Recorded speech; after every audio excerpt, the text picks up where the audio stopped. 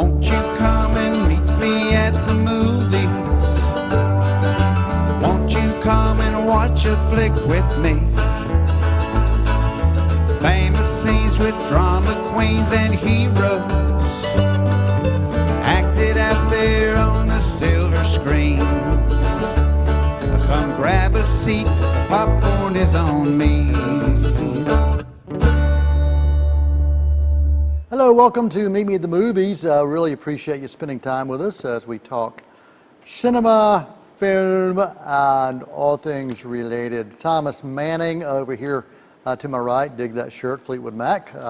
Before we went to air, Greg Tillman was sharing about this great concert. He got to check out Fleetwood Mac a few years ago, but got to check out Lindsey Buckingham as well. It's a band you've always wanted to see, Thomas. Yeah, and Stevie Nicks was actually supposed to be playing in Atlanta recently, and that show was cut from our schedule.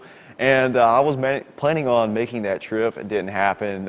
It's a regret that I'm going to have for a while, or regret that it didn't happen at all. So. Yeah, and there is a connection. Today's show, just so you know, this is one of those special shows. It's like an after-school special show. We're going to talk about things relating to stones, pebbles, quarries, or the like. And the reason is, Greg Tillman's made fun of me for years. Greg Tillman, there he is, back there, Mission Control. He's made fun of me for years because I've had kidney stones as long as I've known him. And I mean, it seems like every few years I have a really bad bout of kidney stones. And recently we had some kidney stones, and so if you're watching this 2 years down the road, recently probably was, just like yesterday, because it does happen. And Greg, do you have did you ever get x-rays, those x-rays from the last bout of stones that I had? Did you ever get those? You didn't get those? It doesn't matter, because I actually have the stone here. This is the kidney stone that they took out of me. And it was pretty painful. I'm just glad I didn't have to pass this one. It's so smooth on the other end of it, it really is. It really is. Well, I was taking this South African herb, and I think it was actually starting to smooth it out and to make it smaller. Yeah. So today we are going to celebrate things relating to stones, rocks, pebbles, and granite. So what does Fleetwood Mac have to do with that? Oh, well, Landslide is one of their best songs. Landslide, you just climb the mountain, turn it around. That's it. There you go. There you go. So everything that we're going to talk about does relate to those particular items. Cliffhanger, a film that I loved. My wife and I loved these disaster films, these action films. Cliffhanger from 1993 with Sylvester Stallone. Still one of those I go back to. And so, of course, hanging off a cliff, you can't help but think about the stones and things that go along with that. Love that film. I revisit it every few years, and it still holds up. I mean, there's some things like the music, the score could change. And I've said that about a lot of films, Thomas, that if you go back and change the score, maybe tweak the sound design, you still have a film that holds up quite well. I believe, the score of that film was it Trevor Jones, maybe? It may have been. Yeah. It may have been. Who we know from Last Mohicans, of course, which we'll talk about a little bit later on. Yeah, maybe. But so Cliffhanger on my list of films relating to stones, granite, quarries, and such. Yeah, so we're going to go right into Last of the Mohicans. I don't know if we've ever talked about that on this show or not. I don't either, man. Maybe once or twice in the past at some point, but you can never talk about it too much. Exactly. So this was filmed in Chimney Rock, North Carolina, just down the road here from Shelby, and other parts of North Carolina. Right. And this is one of the most picturesque movies to ever capture the beauty of North Carolina. And the final 15 to 20 minutes, you have this foot chase literally up a mountainside with Daniel Day-Lewis just running up the side of a cliff, and just the final confrontation there with Magua is one of the most just brutal final battles in a film that I've seen, and it's just everything about this movie I adore from top to bottom. But it's always going to feel like home to me just watching it. And I guess technically, the film itself took place in upstate New York, but it was filmed right here in the mountains of North Carolina. Yeah. So I always got to show some love to Last of the Mohicans. And it's a film that I watch every year, and it still holds up. I think. This past summer, did you watch it with me this past summer? Yeah, we did, and Mom as well. Yeah, it's still just such a solid film, and I've talked to people who weren't even born, like you, when this film happened, and they go back and watch it and talk about how beautiful it is, and so it is one that holds up. Daniel Day-Lewis in Last of the Mohicans, filmed at Chimney Rock, as part of our Rock, Stones, and Granite special. I'm going to go with Rock Hudson on my list, especially the movie Giant from 1956, an Oscar nomination there, and also Pillow Talk from 1959.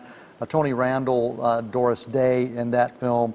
That was the first of 3 films that Rock Hudson, Doris Day, and Tony Randall did several together, and then several Oscar nominations for that too. But Rock Hudson, just a legend, and one worthy of discussing and worthy of talking about right here on this particular Meet Me the Movie special. Yeah. And I'm going to jump off that and talk about School of Rock. This is the 2003 film directed by Richard Linklater. It is starring Jack Black. It might be my favorite Jack Black movie. And it's all about the power of music and rock and roll. It's just to bring people together and to have people find ways to get over their obstacles and get through whatever it is they're working through in their life. How the power of music is just so unbelievably just influential in that. I've always thought that Linklater is great at capturing human emotions in really honest and authentic and relatable ways. And the soundtrack, you have rock bands from the 70s, 80s. You got The Who, you got some Clapton in there, you got some Led Zeppelin, and AC/DC as well. AC/DC and Stevie Nicks. Yeah. So it's a great film about rock music. I think classic rock, or I guess from your day, it might have been just rock. Yeah, That's right. Probably my favorite genre of music. And so this film is one that never fails to bring a smile to my face. I can just pull up a single clip, watch it on YouTube, and it just fills me with just warmth. So. That's a film that School of Rock is one that I will go back to time and time again. And if I'm ever just channel surfing and it's on, I have to stop and watch it for a few minutes. It's just one of those films, and there are certain films over the course of my time in viewing and reviewing films that if I see it, I have to stop and just embrace it for just a little bit, and School of Rock is definitely one of those for me. There was a film called The Rocker that's a rock and roll kind of film that starred Emma Stone. See that? Stones and rock. Emma Stone. Yeah. She was in The Rocker in 2008, but she was also in The Croods 1 and 2, which was a Stone Age type of animation, and that was from 2013 and 2020. I love Emma Stone in so many different films, and I can just name the things. I loved her in the Spider-Mans. I loved her in Birdman. I loved La La Land. La La Land. The Favorite a few years ago. Yeah, she's just one of these that's just a solid talent. And she is so much more than most people gave her credit for when she first started out. And I think she's one of these talents that's kind of unassuming. You don't expect her to be as good as she is, if that makes sense. Yeah. Fun fact about Emma Stone, one of her first credits was actually a voice credit of the inner monologue of a dog from Sweet Life of Zack and Cody. I think it was, so London Tipton was character played by Brenda Song, and it was like London Tipton had a little pet dog who had this inner monologue. You could hear her thoughts, and the voice of that was Emma Stone, if I recall correctly. Yeah. I did not know that, and if you're wrong, we're going to get that non-viewer mail letting us know that yes, you were wrong. Well, if you're looking at the, if you're watching this on TV, you see this this graphic behind us, and Greg Tillman thought that the middle person in the graphic was Don Knotts, but that's not. That's actually Mick Jagger of the Rolling Stones. So anything relating to the Rolling Stones connected to any films that you want to talk about? Yeah, so I'm going to talk about The Departed, directed by Martin Scorsese. And Scorsese has been a fan of Rolling Stones really since day one. His whole career, he's found a way to incorporate them into the soundtracks of his films. But The Departed was in 2006, and this Gimme Shelter was used in the opening of this film. And the opening is like, there's a montage mixed with a voiceover from Jack Nicholson, and really just blends into the scene and the atmosphere, introduces us to this really grimy mobster character that Nicholson plays, and he shows how he runs the street of Boston. It shows how everybody kind of fears and respects him, and then just Gimme Shelter is blending in and out with his voiceover, and just a phenomenal introduction to the stakes and the emotional environment, and how just all. I think a lot of that goes also back to production design and cinematography, just capturing that mood and that atmosphere, and it's all with the Rolling Stones' "Gimme Shelter" playing underneath it. So, Well, when we first started talking about doing this special show on rocks and stones and granite and such, we were initially thinking about, well, let's look at the best use of music from the Rolling Stones within a movie or a film. And there have been so many that have utilized songs from the Stones, and that's a great choice. Any others come to mind for you that you wanted to make sure you mentioned? oh, let's see. Out of Time in Once Upon a Time in Hollywood. This was like in the introduction to the third act of the movie. There was like a time jump, for like a 6-month time jump, and then there's this montage of the Hollywood, like a day in Hollywood, and then Out of Time starts playing as the lights are starting to light up throughout the city of 60s Hollywood, and I can just think to that and see just pretty much, I almost have that entire montage to memory just because I've watched it so many times and just have fallen in love with it. And so I got to mention Tarantino's Once Upon a Time in Hollywood, the Out of Time sequence. Yeah, and the Stones had a cover of the Harlem Shuffle, which was an older song. And but what's interesting is every time I hear the Harlem Shuffle, I think about the Stones version of it. But also every time I think about the Harlem Shuffle, I think about Baby Driver.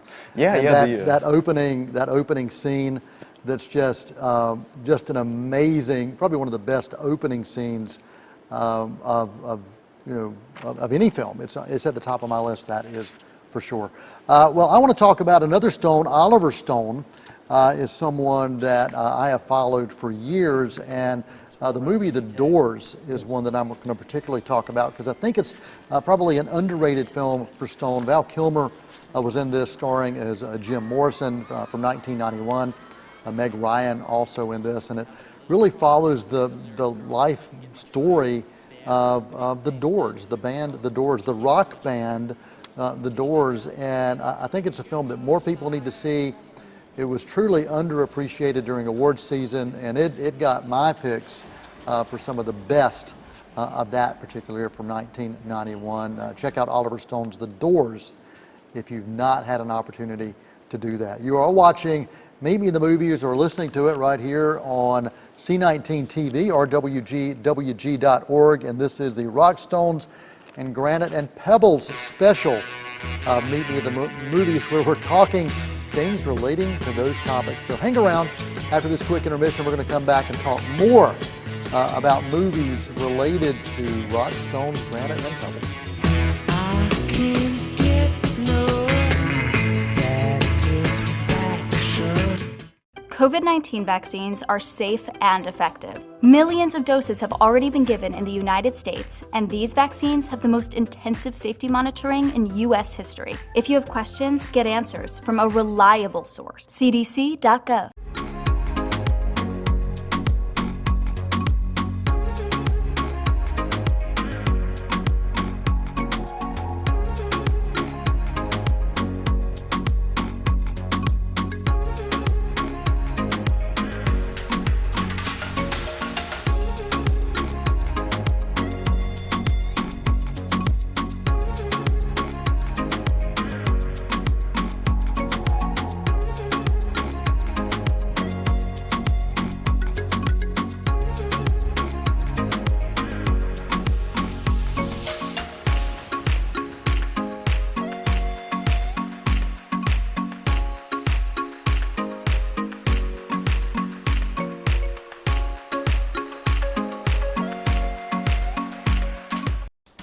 Hi, I'm Shara Miller, the host of Artworks. Each month we bring to you wonderful, talented artists from here in Cleveland County and the region. We have artists, we have potters, we have painters, we have musicians, we have actors. We just have wonderful artists that come to you and tell you about all that they're doing, their creativity, what inspires them. Join me here on Artworks each month on C19. You can also watch us online at C19.tv.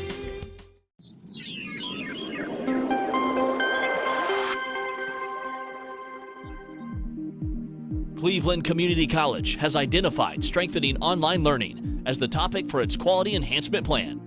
We're calling it SOUL. SOUL's 5-year implementation plan is focused on continuous improvement of online courses and promoting student success. We're excited for you to take this journey with us.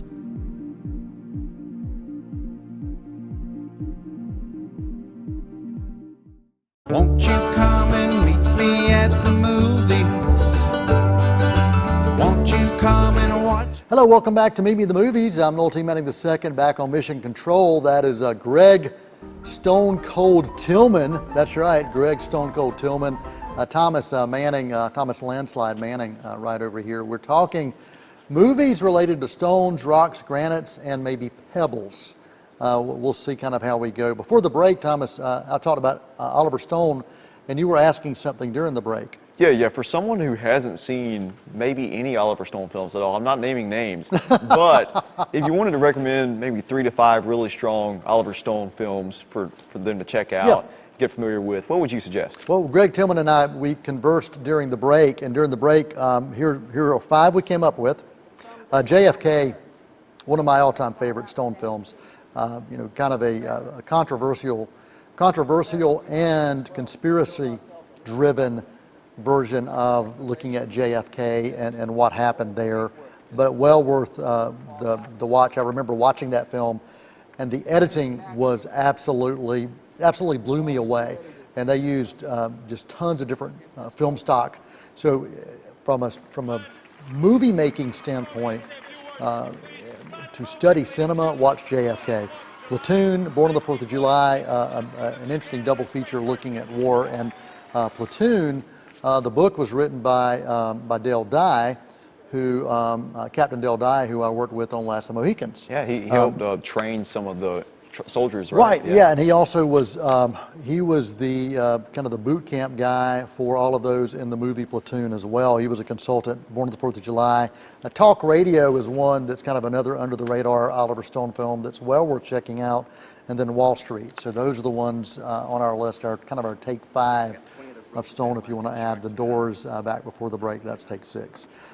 So speaking of 5 and 6, Thomas, you got something, I think, relating to something very Fast and Furious, maybe. That is correct. So we're talking about Fast 5, the 2011 film that changed the Fast and Furious franchise forever. When they bring in Dwayne "The Rock" Johnson, he's the antagonist in this film. Eventually, later on, the franchise becomes a protagonist, but and even has a spinoff. He does, Hobbs and Shaw. But he does play Luke Hobbs. He's a government agent that they send in to take down Dominic Toretto, Vin Diesel, and the crew.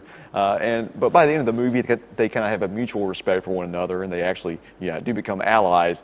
But this is the movie where the action really just goes off the charts, and this was that marked a transition period for everything that we've seen over the past 4 films. Now they're in space in the most recent one. But really all this action movie insanity was made possible when you bring in someone who literally looks like a superhero. Dwayne Johnson, he looks like a brick wall. They call him The Rock for a reason. Yeah. And so it was the energy that he brought that made the Fast and Furious franchise It rebooted it. really the premier, just wild, bonkers action American franchise of the past 20 years because they brought in Dwayne Johnson. Yeah, and it keeps getting more and more crazy. Yeah. But it works within the environment that happened and really was launched, like you said, when Dwayne "The Rock" Johnson came on board. He wasn't even in the last one at all, was he? No, and he might be completely exiting from the franchise because maybe a beef with Vin Diesel. We don't know how much of that is real and how much of it is just for show, but we'll see. I'm really hoping that he might come back at some point. They might kind of work out their issues, but because he's really just one of the most charismatic and charming action stars to watch, and I'd love to see him come back to the franchise in some capacity. Yeah, he's, to me, Dwayne "The Rock" Johnson is a movie star. And when we've had other movie stars that have come from worlds not connected to acting, I mean, I look at Arnold Schwarzenegger, back if you look in the 50s, there were other actors who were these kind of muscle men that became movie stars. And it is definitely that way with Dwayne "The Rock" Johnson. And what I love about him is that he knows what he does well, and he plays to it. He can play comedy. He can do action, of course. We don't really see him doing a lot of drama unless it's wrapped up in either an action-type film. But there are a lot of films over the past, decade or so that I will go back to just for an enjoyment aspect that he's been connected to. Look at disaster films, San Andreas, Skyscraper, while they may not be critic-loved films, they're films that I enjoy and my wife and I enjoy as well. And they make bank at the box office too. Oh yeah, so, absolutely. yeah. And for him, he's not looking for an Oscar. You know, he's making money acting, and he's not having any trouble getting acting gigs. He's also going to be in a superhero film. Yeah, Black Adam, which is within the Shazam continuity there. He's basically going to be the villain of Shazam, the Zachary Levi, or played by Zachary Levi. So I'm really looking forward to that one. I think he is teaming back up with a director that directed Jungle Cruise. They worked together on that. So Black Adam with Dwayne "The Rock" Johnson. Be on the lookout for that one. Yep. I'm going to switch gears and talk documentaries. Back in 2018, one of the best documentaries of that year was a movie called Free Solo. And I have seen that documentary at least 5 times. And it's rare that I'm going to go back and revisit a doc over and over and over again, unless it relates to films.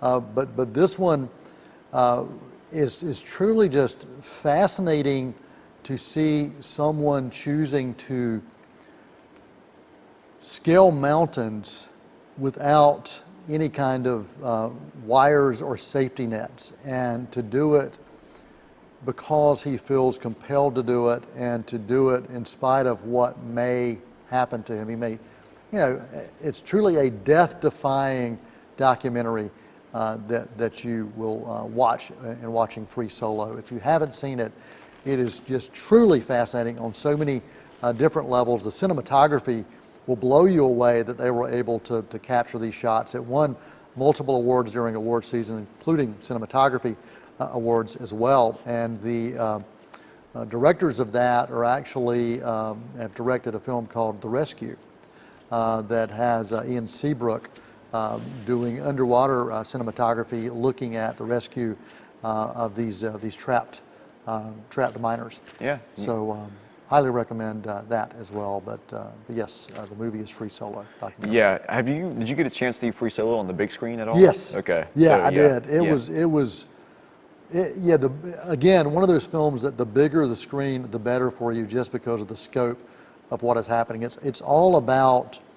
Some films are environmental in nature, and you want to take in as much of that, that exterior cinematography as possible. And Free Solo was just one of those. After I watched that documentary, I wanted to download from Electronic Press Kit some of the stills, and I've actually used some of those stills on my desktop at my office. I did that probably for a couple of years because it was just mesmerizing. Yeah. So that is Alex Honnold is the Free Solo climber, I believe that's his name.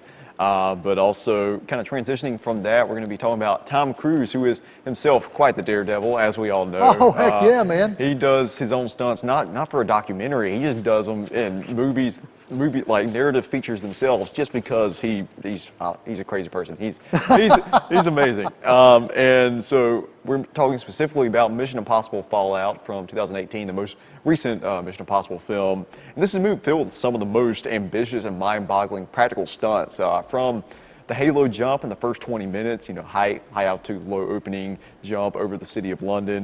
Then you have the stairs and rooftops chase, where Tom Cruise literally broke an ankle filming that and kept going to make sure he got the cut.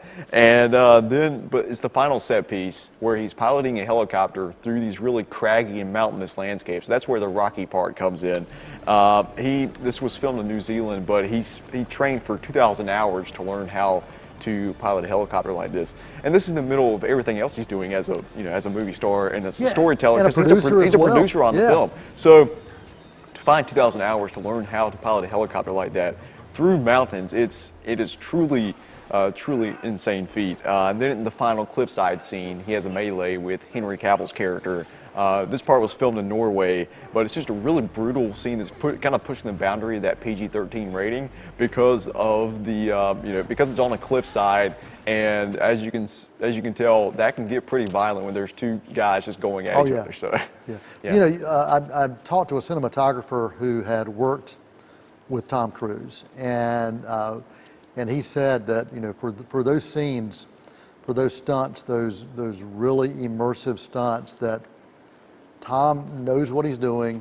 He knows exactly what he wants, and he'll actually talk to the cinematographer and say, here's exactly what I'm going to do, here's the beat I'm going to do it on, and just be ready. And so even as he's performing as an actor, he's also thinking, as from a director's standpoint, of, make sure you capture this, because this is going to be the money shot, basically. And that just kind of blows me away about, this guy who started, as a teenager, doing some films, and here we are decades later, and he's still every time he does a film, he's a box office draw, in recent years anyway. Hey, he started out with basically rom-coms and coming-of-age comedies. Yes, yeah. Now, now he's here this. he is. He's the guy. He's the guy. Jimmy Cliff is known as a songwriter and a musician, a lot of reggae type music. In 1972, you see that Jimmy Cliff. That's where the connection is. Like what you did there. Yeah. The Harder They Come was a very influential film that came to the international market from the Caribbean. Probably still one of the most influential films from that time period. Jimmy Cliff was an actor in that, as well as having 4 songs on the soundtrack. The Harder They Come from 1972. Yeah, and I'll briefly touch on Parasite here at the end. This is one of my favorite films of the past decade, that won Best Picture in 2019, directed by Bong Joon-ho. And yeah, we have the rock right here. So there is a rock that is gifted to a family in this film, and it's supposed to represent good luck and great wealth, great fortune, that kind of thing. And the film itself, the film itself is so thematically layered, and you could probably teach an entire college semester's worth on just this film, and how, what it says about capitalist societies and also family, greed, honor, and loyalty. But the rock keeps coming back to the forefront of all of those themes, and it's kind of a, it's very cyclical in nature, the way the rock is introduced and the way the rock is, the final shot of the film. Or, excuse me, the rock isn't the final shot of the film, but the rock is there at the end in the closing, and it's all connected from a emotional and philosophical standpoint. So Parasite, cannot say enough about this movie. It is one that I could talk about for hours on end, but yeah, the rock in Parasite. Yeah, and also I think it's symbolic of the things that can weigh you down, or the things that you let weigh you down, and rocks, by their very nature, are things that can do that, especially if they're tied to your ankles and you're thrown overboard in a ship. So yeah, just try to stay away from that if possible. A couple more I will just briefly mention. John Goodman in 1994's The Flintstones, and if you want to do a double feature, why not throw in Jurassic Park from 1993. Appreciate you guys spending time with us as we talk of rocks and stones, granites and pebbles. And you can also find pebbles in the Flintstone movie as well. Movie quote of the week does come from the Flintstones. This comes from Cliff Vandercave. Somewhere down there is the ignorant stooge who will make all of my schemes come true. All of them. Meet me at the movies. I'm Noel T. Manning II. Thomas Manning over there. Thanks for spending time with us, buddy. And the landslide, Thomas the Landslide Manning, Greg Stone Cold Tillman. What? Wait, that's not Greg Tillman. What the? That's not Greg. Man, it's a body switch. Freaky Friday body switch there. Got me on that one, man. Well, we appreciate you guys spending time with us right here on Meet Me at the Movies. You can always catch us at C19 TV. Info at C19 TV is where you can email us that non-viewer mail, and WGWG.org is where you will find the radio and podcast version. So until next time, for all of us here, the cast and crew, we do appreciate you, and that is a wrap.